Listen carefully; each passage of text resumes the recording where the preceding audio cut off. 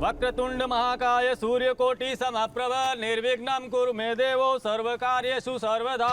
मंगलम भगवान विष्णु मंगलम गरुड़ध्वज मंगलम पुंडरीकाक्षाय मंगलाय तनोहरे। लक्ष्मीकांतं कमलनयनं योग विद्यानगम्य। ओम सोम सोमाय नमः। ओम शांति शांति शांति। आरती,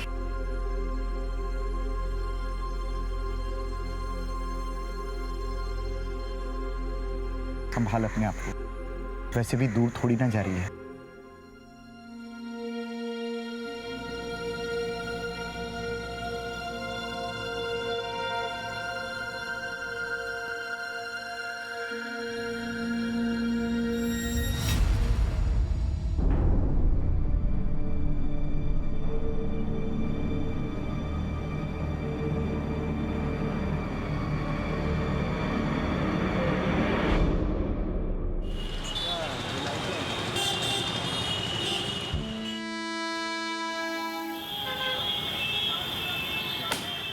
राजीव, तुमने इस बार भी अपना मंथली रिकवरी टारगेट पूरा नहीं किया है।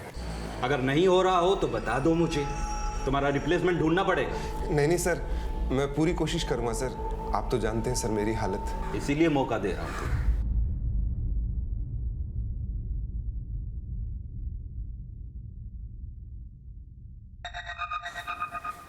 पापा, प्रिंसिपल ने बुलाया है आपको। हाँ, मेरे पास भी फोन आया था लेकिन मैं उठा नहीं पाया। वैसे किसने फोन किया था? स्कूल वालों ने 200 रुपए मंगवाए हैं साइंस प्रोजेक्ट के लिए। बेटा आज तो नहीं है, 1-2 दिन बाद तो चलेगा। मैं बाथरूम जाके आता हूँ।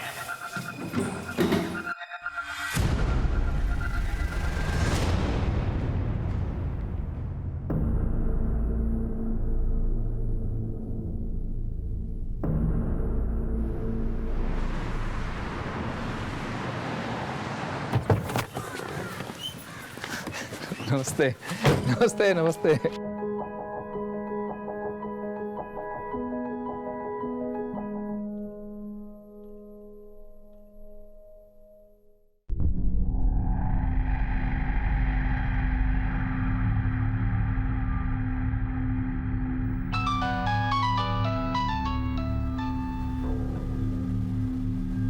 बार बार फोन मत कर। तेरे को बोला ना काम होने के बाद फोन करूंगा मैं। हैं? इतना गुस्सा मत कीजिए, बनने वाला काम भी बिगड़ जाएगा। ये लीजिए। हाँ हाँ जानता हूँ सब। इस बार ये वसूली का काम नहीं हुआ तो कुछ और करना पड़ेगा। संभल के जाइएगा।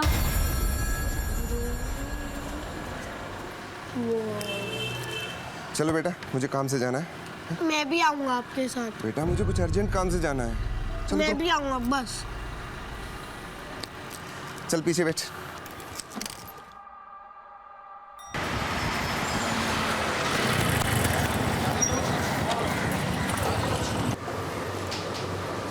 चलो बेटा तुम यहाँ बैठो, मैं अंदर से आता हूँ। एक काम करने के कितने चक्कर लगवाएगा धीरज? लगता है सीधी उंगली से घी नहीं निकलेगा। सुन, आवाज थोड़ी नीचे करके बात कर, समझा? पैसे भरना फिर। जितना भी हिसाब किताब था सब चुकता कर दिया मैंने। तेरा दोस्त आया था अमित, उससे हिसाब मांग और निकल यहाँ से। अगर तूने अमित को दिया होता ना तो अमित मुझे बोलता। चली कर पैसे।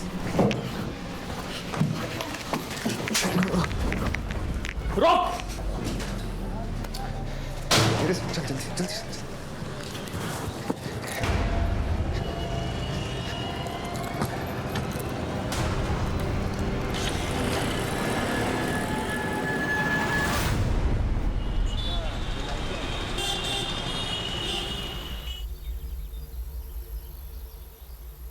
सर ये रेखा जी कलराज सिंह के पति राजीव और बेटा राहुल गायब है। बैठिए। क्या काम करते हैं आपके पति? सर वो रिकवरी एजेंट है, वसूली पर निकले थे। कहाँ गए थे वसूली के? सर वो तो नहीं पता, पर अपने पार्टनर अमित से मिलने वाले थे, वहाँ पर भी नहीं पहुँचे। और ये उनके ऑफिस का नंबर है। कह के गए थे कि यहाँ जाने वाले, पर यहाँ पर भी नहीं पहुँचे।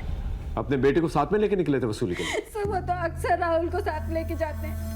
किसी से दुश्मनी वगैरह? सर इनका काम ही ऐसा है, आड़े टेढ़े लोगों से पाला पड़ता ही रहता है। आप चिंता मत कीजिए, हम पता करने की कोशिश करते हैं, ठीक है? और अगर आपको भी कुछ पता चले तो प्लीज हमें बताइए। इन्हें बाहर लेके जाइए।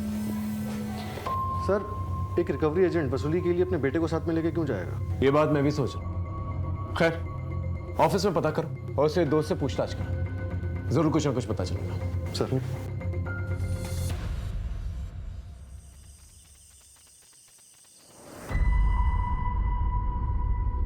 The number you are trying to call is currently switched off.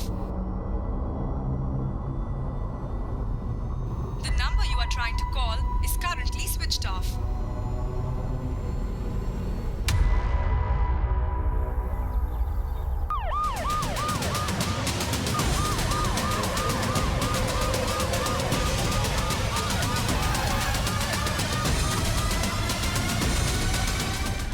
Sir पर चोट का निशान है, लगता है मौत इसी चोट की वजह से हुई है। वैसे बॉडी को देख के लगता है कि मरने से पहले इसने काफी स्ट्रगल किया होगा। वसूली के लिए निकला था और यहाँ आकर मारा गया।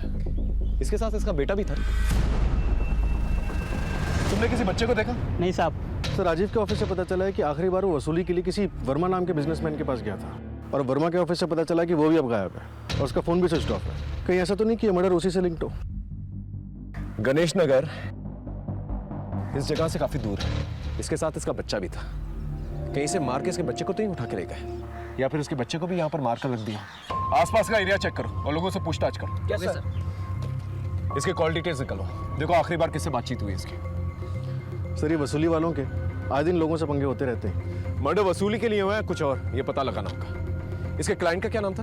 वर्मा सर। उसका मोबाइल ट्रैकिंग पे डालो और उसके ऑफिस और घर पे नजर रखो। इसकी पत्नी और इसके दोस्त अमित को इन्फॉर्म करो। Right sir.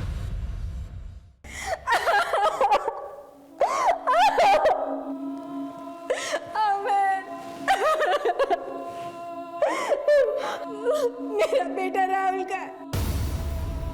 देखिए हम उसे ढूंढ रहे हैं।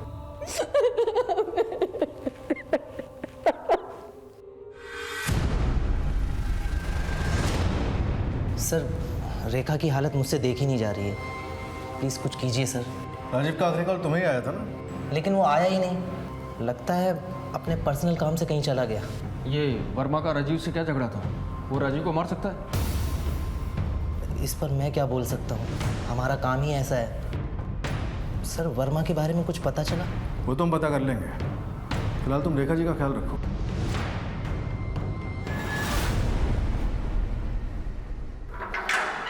सद्दू चल, तेरी वेल हो गई है। विश्वास मेरी बेल हो गई। मैं तैयारी करता हूँ, तू बाहर आ जा, फिर मिलते हैं। मुझसे एक हफ्ते की बात है, मेरी भी बेल हो जाएगी। हाँ तो ठीक है ना, तेरे बाहर आते ही सारे काम निपटा देंगे। बस तू अपना ध्यान रख। चलता हूँ दोस्त।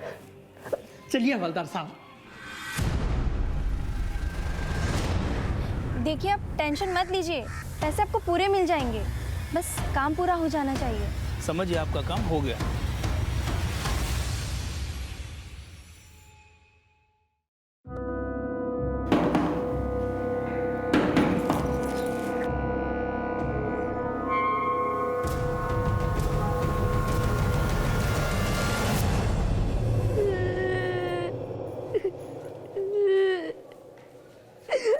क्या हुआ? फिर कहाँ चली गई तुम्हारी माँ? कहीं गई है। यहीं कहीं होगी, रो मत। आरती, आरती, आरती। भाभी, भाभी, क्या हुआ? देखो क्या हो गया।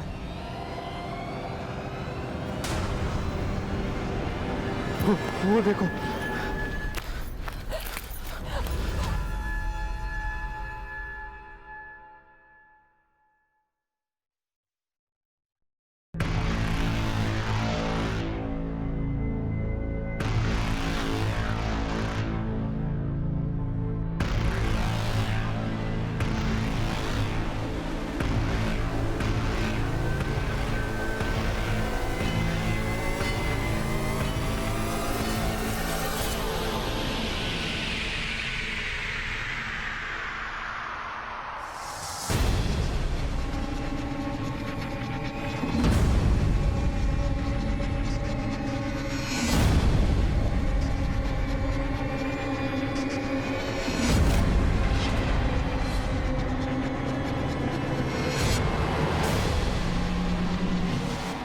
दुबे की शादी की कहानी तो बहुत इंटरेस्टिंग है।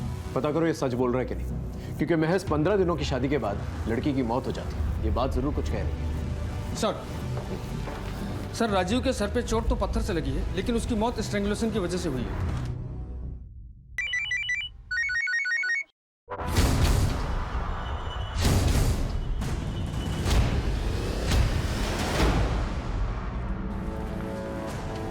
कहाँ है बच्चा?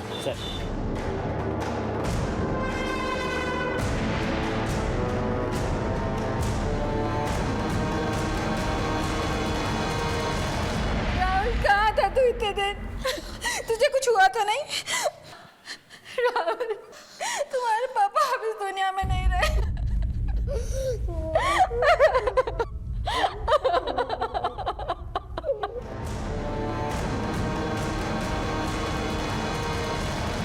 बेटा, बेटा तुम वहाँ कैसे पहुँचे?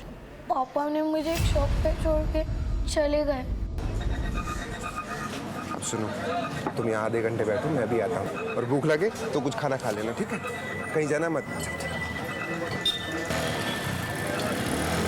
मैं उनका वेट करता रहा, पापा नहीं आए तो मैं उन्हें ढूंढने के लिए चला गया और ढूंढते ढूंढते वहाँ पहुँच गया।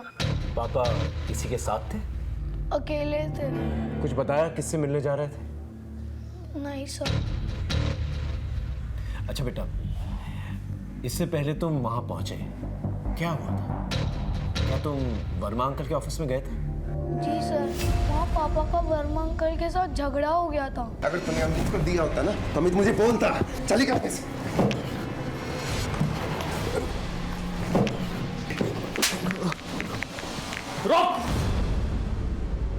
इस वर्मा की खोज तेज करो। इस केस की जड़ तक जल्द से जल्द पहुंचना है मुझे।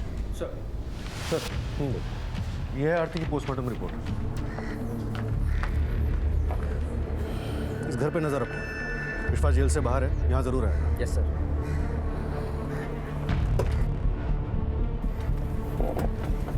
रजत के घर की तरफ ले।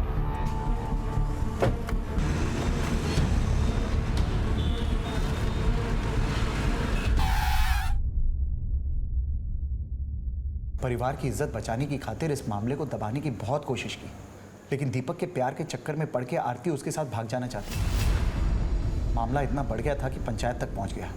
अपनी मर्यादा लांघने के आरोप में पंचायत दीपक को ये आदेश देती है कि इस गांव में दोबारा वो दिखना नहीं चाहिए। अगर वो पंचायत के फैसले के विरुद्ध गया तो अपनी जान गंवा बैठेगा। चलो माफी मांग और चला जाए यहाँ से। माफ कर दो सरपंच जी। सर हमारी बहुत बेइज्जती हो गई थी। गांव में कोई आरती से शादी करने को तैयार नहीं था, इसलिए अंकित से उसकी शादी तय कर दी।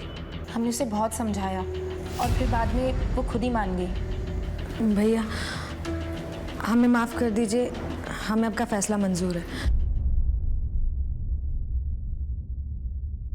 आपने अपने छोटे भाई विश्वास के बारे में नहीं बताया। इसमें बताना क्या है?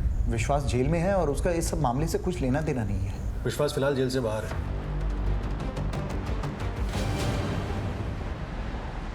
साहब, पंचायत के फैसले के बाद दीपक दिल्ली चला गया और वहीं काम करता था। बस कभी कभी लोगों से छिपकर मुझसे मिलने आता था।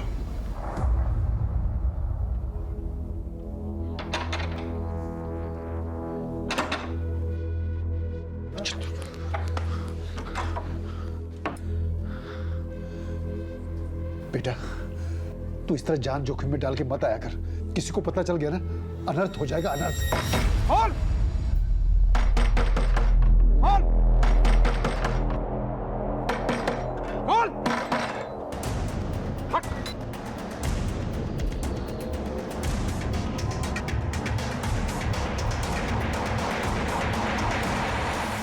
बस उस दिन से न दीपक दोबारा आया और ना ही उसकी कोई खबर आ गई। क्या हुआ था दीपक के साथ? साहब, सोच के ही दिल घबरा जाता है। मुझे तो लगता है कि उन लोगों ने मार दिया होगा दीपक को। किसने? आरती की फैमिली ने? और कौन हो सकता है साहब? सारे फसाद की जड़ तो वो आरती है। दीपक के प्यार में इतनी पागल थी कि शादी के बाद एक बार मुझसे मिलने आई थी। कुछ पता चला? सब कुछ तो चला गया, अब क्या बाकी रहा? और तुम भी चले जाओ, दोबारा आना मत इस तरफ, लेकिन तुम्हारे लिए अच्छा रहेगा। उसके चक्कर में ही तो मेरा बेटा मुझे गंवाना पड़ा। ठीक है, आप मिसिंग कंप्लेंट दर्ज कराइए, बाकी हम देखते हैं। ठीक है साहब।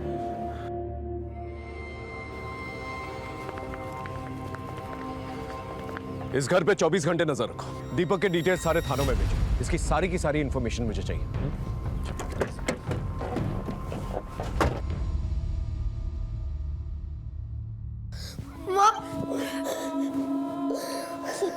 माँ मैं बहुत बुरा हूँ माँ। मैंने पापा की जेब में से पैसे चुराए थे। सॉरी पापा, अब मैं कभी चोरी नहीं करूँगा। लेकिन आप वापस आ जाओ। मुझे पैसे नहीं चाहिए, मुझे पापा चाहिए। पापा प्लीज।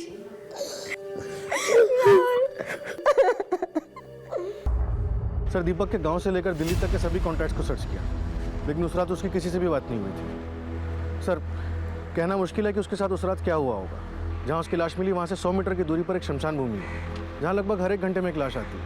उस रात भी एक लाश आई थी, एक लावारिस लाश। हमने पता करने की कोशिश की, लेकिन उसकी कोई आइडेंटिफिकेशन नहीं मिली। सबके कॉल रिकॉर्ड चेक करो। इस तरह से दीपक का गायब हो जाना बहुत कुछ कह रहा है। सर, अगर ये मान भी लेते हैं कि दीपक उस दिन मार दिया गया, तो अब आरती शादी कर चुकी है। बोलेगा? हाँ, क्या खातिरदारी कर रहे थे? बोल। पहले राजीव से झगड़ा किया, फिर उसके मर्डर लोकेशन पर गया। राजीव से मेरा झगड़ा हुआ था। एक काम करने के कितने चक्कर लगवाएगा धीरज? लगता है सीधी उंगली से घी नहीं निकलेगा। सुन, आवाज थोड़ी नीचे करके बात कर, समझा? पैसे भरना फिर। जितना भी हिसाब किताब था सब चुकता कर दिया मैंने। तेरा दोस्त आया था अमित, उससे हिसाब मांग और निकल यहाँ से। अगर तूने अमित को दिया होता ना तो अमित मुझे बोलता। चली का पैसे। रोक! मेरे ऑफिस में मेरे से झूठ बोल रहा था, मुझे मार के और 10,000 रुपये भी छीन के भाग गया साहब। मुझे बहुत गुस्सा आया तो मैंने अपने आदमियों के साथ उसका पीछा किया। सर, जब मैं उसके पीछे गया तो आप चाहे तो मेरे आदमियों से भी पूछ सकते हो। तेरी वसूली का अमाउंट अमित ने सेटल किया था? हाँ सर। सर, रेखा भाभी के कहने पर ही वो सेटलमेंट किया था। घर के हालात ही इतने खराब हैं।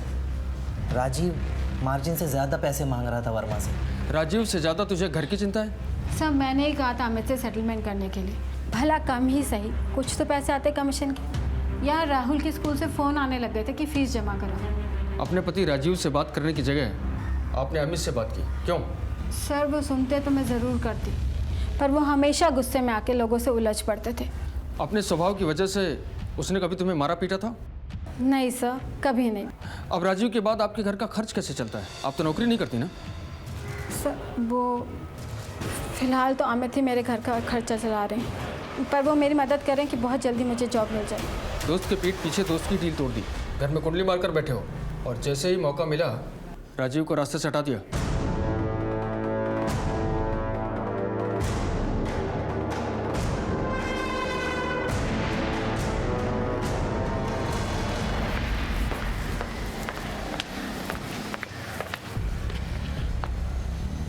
लगता है बच्चा कुछ न कुछ जानता है। एक बार इससे सीक्रेटली मिलना पड़ेगा।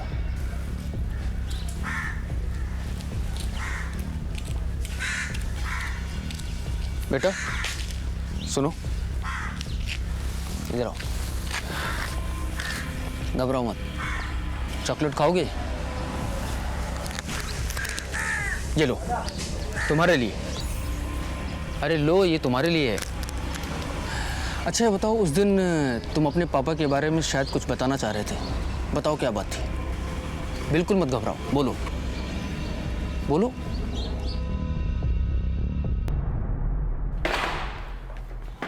देख, सच में हमारे पास टाइम नहीं है। तेज केसेस चल रहा, इसे सच सच बोल। तेरे और राजीव के बीच में झगड़ा हुआ था ना? सर, आप जैसा सोच रहे हैं वैसा कुछ भी नहीं है। मैं तो बस अपने दोस्त का भला चाह रहा था। राजीव को क्यों मारा? सर, मैं ऐसा सोच भी नहीं सकता। रेखा तो मेरी बहन जैसी है। आप मोहल्ले में किसी से भी पूछ सकते हैं। पूछेंगे और जानेंगे भी कि तेरी दोस्ती में कितनी सच्चाई है और कितनी मिलावट है।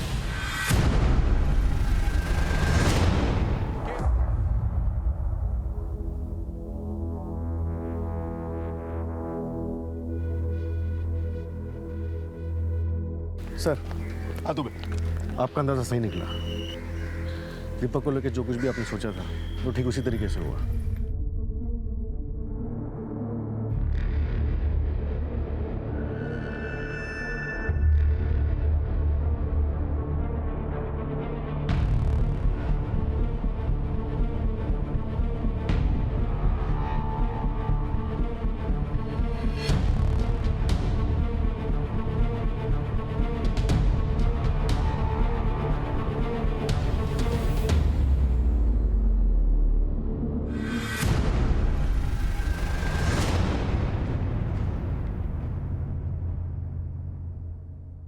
तू तो कह रहा था तेरा बेटा मर चुका है।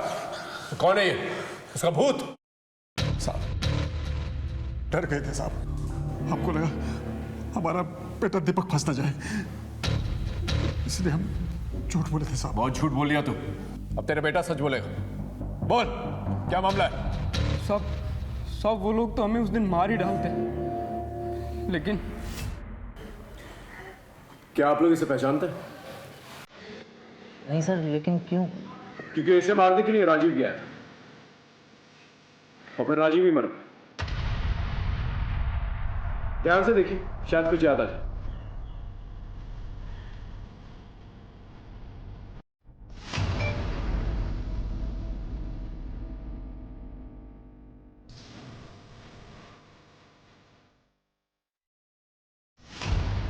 हाँ सर, अब याद आया। इस आदमी की फोटो तो मैंने राजीव के मोबाइल पर देखी थी कुछ दिन पहले।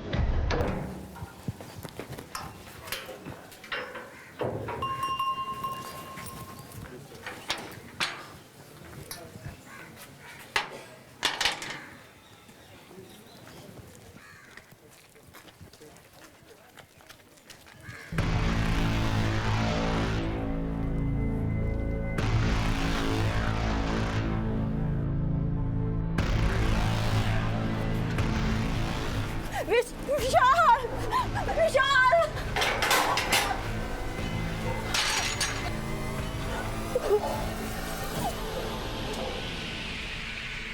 फिर वो विश्वास था?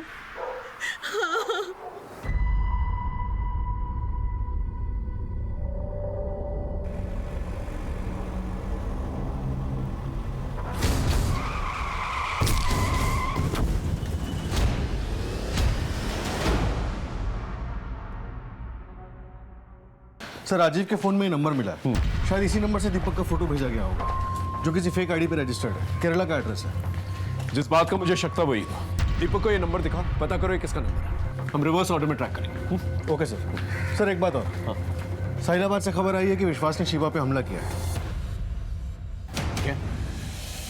साहिलाबाद पुलिस स्टेशन को अलर्ट करो, बस विश्वास को पकड़ो। अब अपने दुश्मनों के पीछे बढ़ाओ।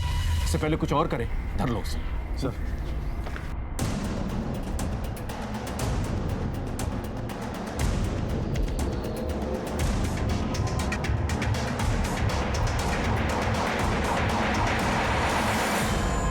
हाँ तो विश्वास कानून को चकमा देके अपने बदले पूरा करता फिर रहा है।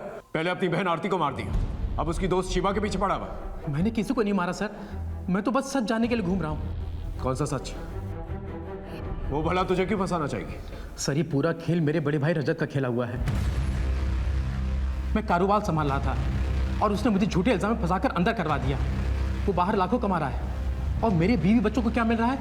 बस 10,000 रुपए की भीख। तुम इतने यकीन से कैसे कह सकते? सर इससे बड़ा सबूत क्या होगा कि वो मुझसे मिलने के लिए जेल भी नहीं आया, नहीं मेरी बेल करवाई। एक रेप केस में जेल गए आदमी पर भरोसा करना बहुत मुश्किल था, लेकिन जांच करना हमारा फर्ज था। इसलिए हमने जड़ें खोदना शुरू की और साथ ही साथ उस रेप केस की सच्चाई जानना हमारे लिए बहुत जरूरी था। बोलो। सर मुझे 10 लाख रुपए का ऑफर दिया गया था विश्वास को फंसाने के लिए। किसने दिया था ये काम?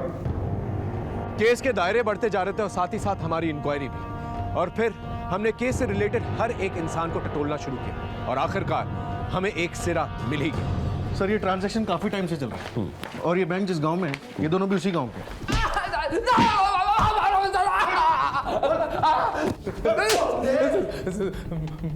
बताता हूँ सब बताता हूँ, सब मारिए साहब। ये सच है कि वो अकाउंट मेरा है, हम एक ही गांव के रहने वाला है साहब, तो उसने हमारी मदद कर दी थी। इसमें बुराई क्या है साहब? बुराई अकाउंट में पैसे मंगवाने में भी है और राजीव की मर्डर लोकेशन में जाने में भी। मैंने कहा था साहब, ये ऐसे नहीं बोलेंगे, अच्छे से कूटो ऐसे फिर बुला रहा हूँ। हमें तेरे कॉल रिकॉर्ड से पता चला है कि तू राजीव के मर्डर लोकेशन पर गया था। साहब ये मैं आरती से सच में प्यार करने लगा था। मेरा बच्चा आश्रय उसे अपनी सगी माँ मानने लगा था साहब। मैं किसी भी हालत में उसको खोना नहीं चाहता था, लेकिन वो दीपक फिर से उसकी जिंदगी में आ गया था। तुम उनको बताए क्यों नहीं कि तुम ठीक हो? मैंने सोचा फिर भी राजीव को मार देता, क्योंकि इल्जाम दीपक पर आएगा और वो सारी जिंदगी जेल में। राजीव को सुपारी दी मारने के लिए और फिर उसे ही मार दिया।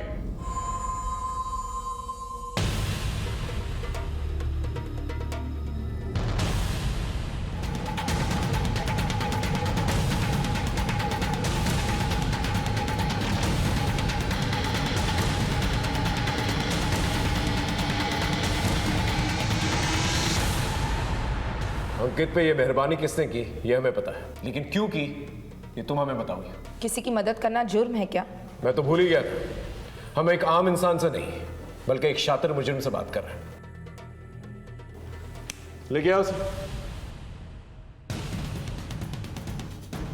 कुछ याद आया या इसी की तरह अच्छी तरह से खातिरदारी करें आपकी? इसने जो भी बोला होगा झूठ बोला होगा।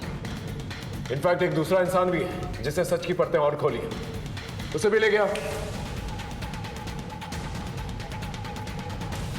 बताओ इन्हें जो कुछ भी हमें बताया।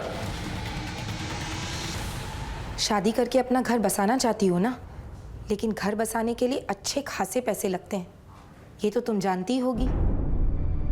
बस मैं जैसा बोलूं तुम बिल्कुल वैसा ही करो, बाकी सब मैं संभाल लूंगी। और ये रही वो फोटो जो तुमने आरती के मोबाइल से चुरा कर किसी फर्जी नंबर से राजीव को सेंड की थी। अब सच बताओगी या अच्छे तरह से दावत करें तुम्हारी?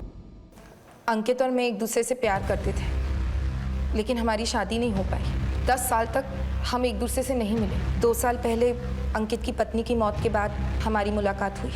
रजत को अगर सब कुछ पता चल जाता तो हाथ से सब कुछ निकल जाता, सारी प्रॉपर्टी, सारा बिजनेस, सब कुछ, जो छोटा होने के बावजूद भी विश्वास के हाथ में था। सुन लो एक बात ठीक से, अगर तुमने उससे मिलने की कोशिश किया, उसकी जमानत कराने की कोशिश की, तो मैं जान दे दूंगी। विश्वास के बाद आरती को ठिकाने लगाना बाकी था। आरती दीपक से प्यार कर बैठी थी।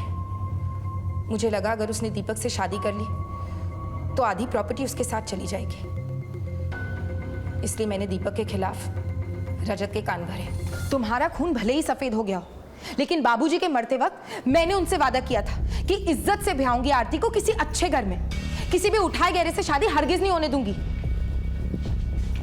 फिर मैंने आरती की शादी अंकित के साथ तय कर दी ताकि मैं जिंदगी भर अंकित के साथ रह सकूं। सब कुछ तो तुम्हारे प्लान के मुताबिक चल रहा था, तो मर्डर क्यों किया? विश्वास जेल में था और आरती की शादी अंकित से हो चुकी थी, लेकिन जिसे मैं मरा मान चुकी थी वो दीपक बुझा नहीं था। आरती पढ़ी लिखी लड़की थी। मुझे लगा अगर उसने भागकर दीपक से शादी कर ली तो कानून की मदद से वो प्रॉपर्टी भी ले लेगी और अंकित से डिवोर्स भी।